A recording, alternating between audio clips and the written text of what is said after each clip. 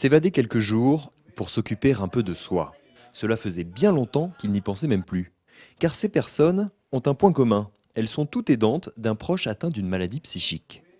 Pour leur permettre de souffler un peu, l'association Œuvre Falleret a créé ce séjour de répit et d'information.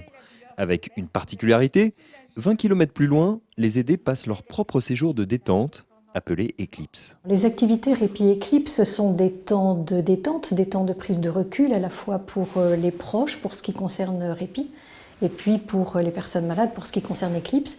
Mais ce n'est pas complètement des vacances. C'est vraiment un temps qu'on a voulu de formation, un temps qu'on a voulu aussi centrer sur le bien-être des personnes.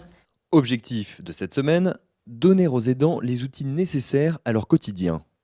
Pour cela, ce séjour s'articule autour d'ateliers de réflexion et d'information, mais également autour d'ateliers corporels. On a des gens qui arrivent, qui sont épuisés émotionnellement, psychologiquement et physiquement. Donc on essaye de les prendre globalement et à côté donc, des ateliers de réflexion, on leur propose de la détente corporelle tous les matins avec donc, du tai chi et du qigong. Et puis on leur propose aussi des ateliers corporels avec une approche qui est penser que vous êtes aussi dans l'espace, que vous avez vos propres besoins.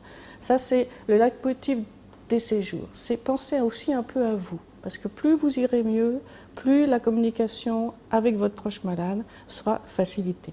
Pour garantir le succès du séjour et favoriser le répit, les aidants sont volontairement déconnectés de leurs proches aidés. On fait exprès d'ailleurs de ne pas donner trop d'informations sur ce qui se passe un peu plus loin, parce que bon, ça se passe bien, mais on est déchargé de ce souci permanent.